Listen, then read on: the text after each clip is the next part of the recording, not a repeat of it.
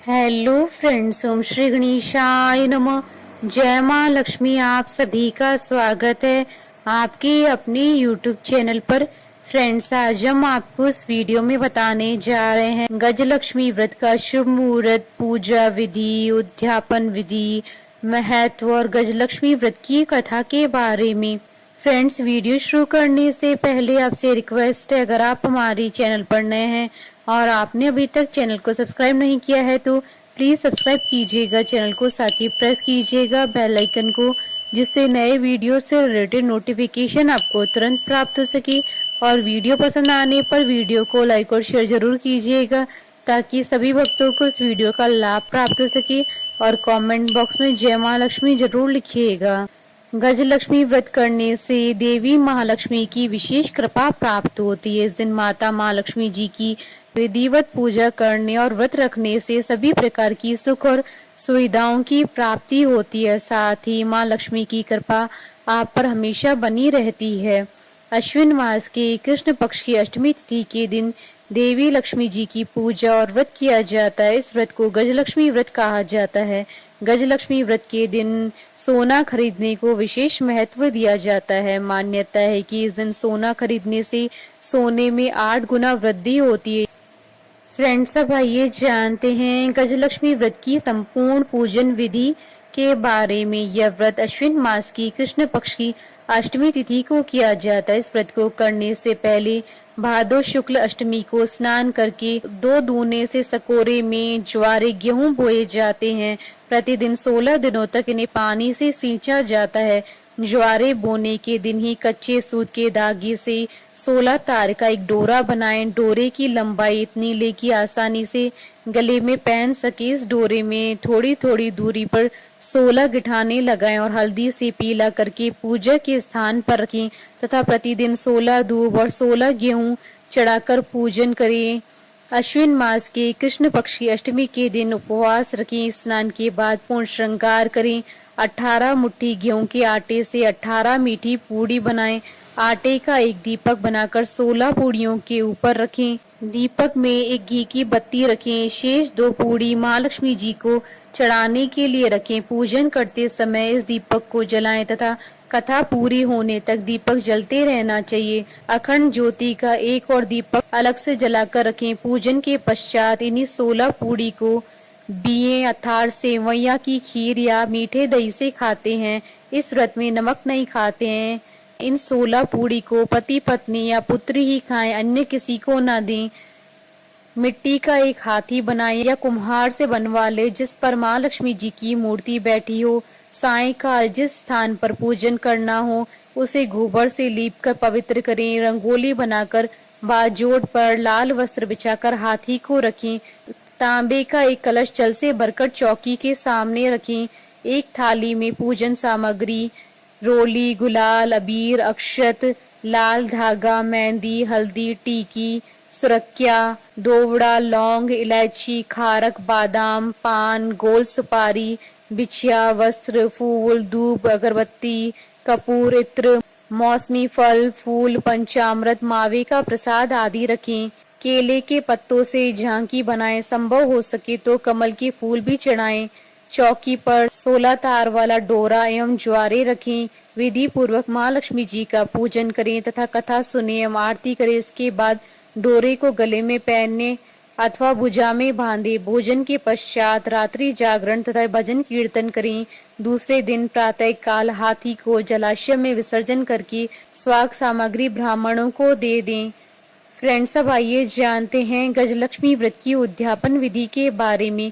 सामान्यतः यह व्रत 16 वर्षों तक किया जाता है। इसके उपरांत ही व्रत का उद्यापन किया जाता है, किंतु श्री माँ लक्ष्मी जी की असीम कृपा से मनोकामना शीघ्र पूरी हो जाए तो कम समय में भी उद्यापन किया जा सकता है। लेकिन व्रत को 16 वर्षों तक पूरे करना चाहिए। यदि परिस्थिति वर्ष 16 वर्ष के बाद उद्यापन नहीं कर सके तो व्रत को आगे भी किया जा सकता है जब तक कि उद्यापन न हो। किसी श्रेष्ठ विद्वान पंडित के द्वारा हवन करवाएं। पूजन पूर्वोक्त विधि के अनुसार करें। कथा सुने, आरती करें तथा 16 जोड़ों को भोजन करवाएं। पूजन के समय मिट्टी से बनाई गई मूर्ति को बिठाएं तथा ज्वारे के सामने 17 नारियल और स्वाग पूड़े की 17 टोकरी रखें, जिसमें स्वाग की समस्त वस्तुएं एवं ब्लाउज पीस एवं रुपए रखें। इनमें से एक टोकरी श्री महालक्ष्मी जी को चढ़ाएं। इसके साथ साड़ी, ब्लाउज, पेटीकोट एवं भगवान के नाम की धोती कुर्ता भी रखें। इनका संकल्प लें। 16 जोड़ों को भोजन कराने के पश्चात पुरुषों को पूजन में रखे गए नारियल के साथ 1 रुपया रखकर तिलक करके दें। स्त्रियों को स्वाग पूड़ा दक्षिणा के रूप में दे। पंडित जी को धोती कुर्ता एवं दक्षिणा दें। सबको भोजन कराने के बाद स्वयं मीठी पूड़ी, खीर या दही से खाएं।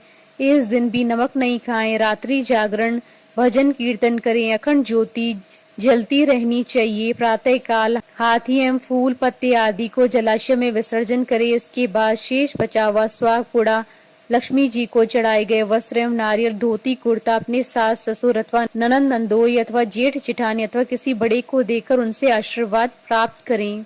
फ्रेंड्स, अब आइए जानते हैं साल 2024 के महालक्ष्मी अर्थात गजलक्ष्मी व्रत के शुभ मुहूर्त के बारे में। हिंदू पंचांग के अनुसार साल 2024 में 16 दिवसीय महालक्ष्मी अर्थात गजलक्ष्मी व्रत का प्रारंभ 11 सितंबर 2024 बुधवार से होगा और महालक्ष्मी व्रत का समापन 24 सितंबर 2024 मंगलवार के दिन होगा। 11 सितंबर 2024 को चंद्रोदय का समय रहेगा दोपहर 1:21 पर और 24 सितंबर 2024 को चंद्रोदय का समय रहेगा रात्रि 11:02 पर।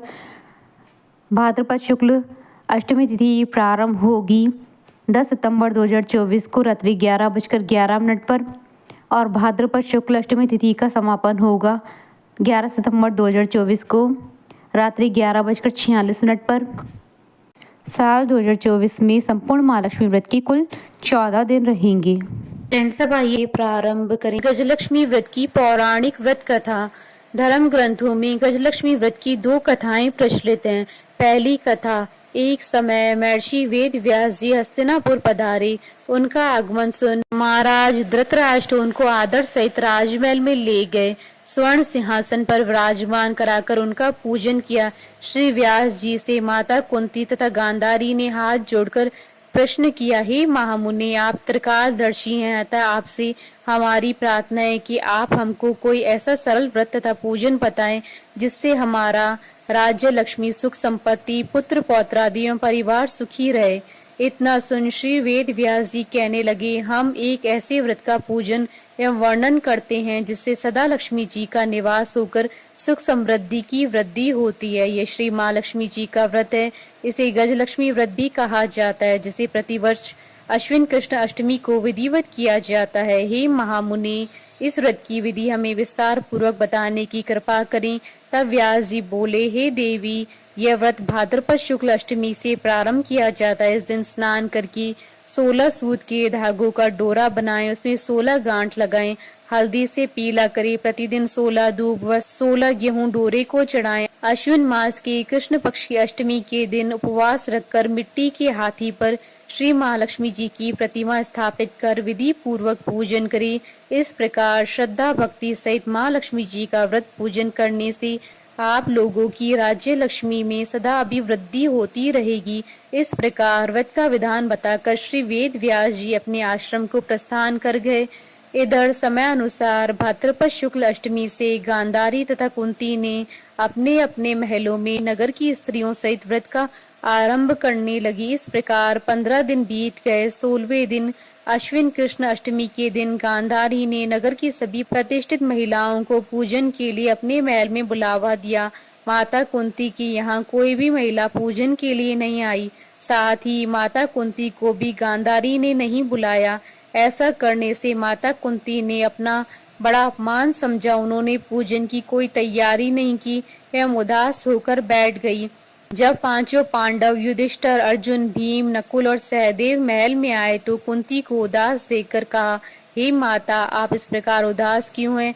आपने पूजन की तैयारी क्यों नहीं की? तब माता कुंती ने कहा, हे पुत्र, आज माँ लक्ष्मी जी के व्रत का उत्सव गांधारी के महल में मनाया जा रहा है।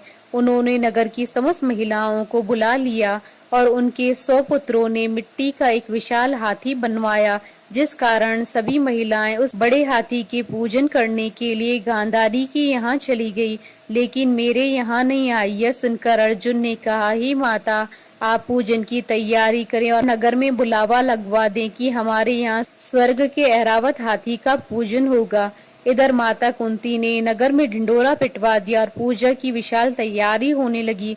उधर अर्जुन ने बाण के द्वारा स्वर्ग से ऐरावत हाथी को बुला लिया। इधर सारे नगर में शोर मच गया कि कुंती के महल में स्वर्ग से इंद्र का ऐरावत हाथी पृथ्वी पर उतारकर पूजा जाएगा।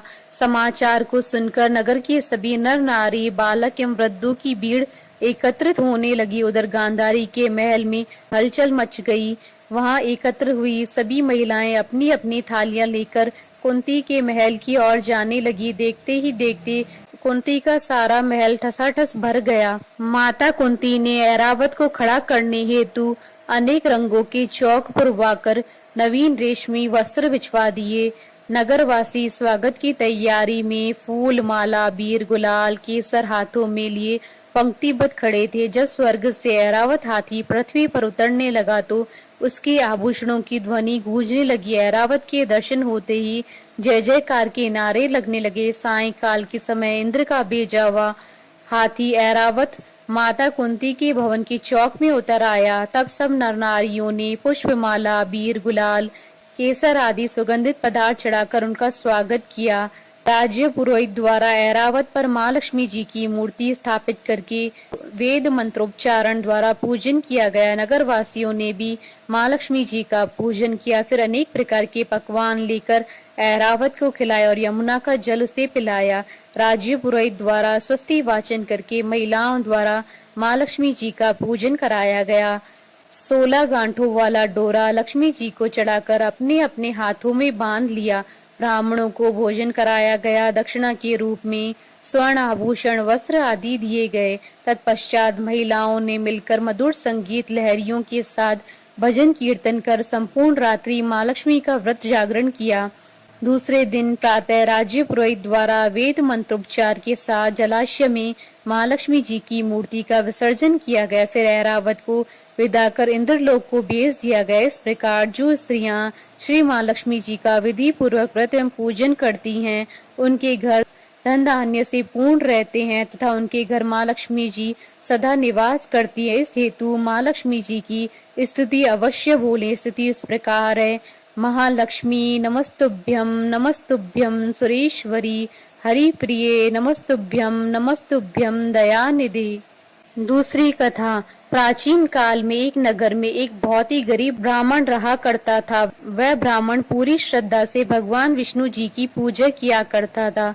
उसकी पूजा और भक्ति से प्रसन्न होकर उसे भगवान श्री हरि विष्णु जी ने दर्शन दिया और ब्राह्मण से अपनी मनोकामना मांगने के लिए कहा, जिसके बाद ब्राह्मण ने लक्ष्मी जी का निवास अपने घर होने की इच्छा जाहिर की। यह सुनकर भगवान विष्णु जी ने माता लक्ष्मी जी की प्राप्ति का मार्ग ब्राह्मण को बता दिया। उन्होंने बताया कि मंदिर के सामने एक स्त्री आती है जो यहाँ आकर उपलेप थापती है। तुम उसे अपने घर आने का आमंत्रण देना। वही स्त्री देवी महालक्ष्मी है। किसी भी शुभ मुहूर्त में लक्ष्मी जी के आने के बाद तुम्हारा घर धन और धान्य से भर जाएगा। यह कहकर भगवान विष्णु चले गए। अगले दिन वह ब्राह्मण ब्रह्म मुहूर्त में ही जाकर मंदिर के सामने बैठ गया। जिस समय लक्ष्मी जी उपले थापने के लिए आगे आई तो ब्राह्मण ने उनसे अपने घर आने का निवेदन किया। ब्राह्मण की बात सुनकर लक्ष्मी जी समझ गई कि यह सब भगवान विष्णु जी के कहने पर हुआ है। लक्ष्मी जी ने ब्राह्मण से कहा कि तुम महालक्ष्मी व्रत करो और 16 दिनों तक व्रत करने और 16वें दिन रात्रि को चंद्रमा को अर्घ्य देने से तुम्हारा मनोरथ सिद्ध होगा। ब्राह्मण ने देवी के कहे अनुसार व्रत और पूजन किया और देवी को उत्तर दिशा की ओर मुख करके पुकारा। लक्ष्मी जी ने अपना वचन पूरा किया। उसी दिन से इस व्रत को पूरे विधि विधान के साथ किया जाने लगा। बोलिए माता महालक्ष्मी जी की जय। हमारे साथ इस वीडियो में अंत तक बने रहने के लिए आपका धन्यवाद। ओम श्री गणेशाय नमः। जय मां लक्ष्मी।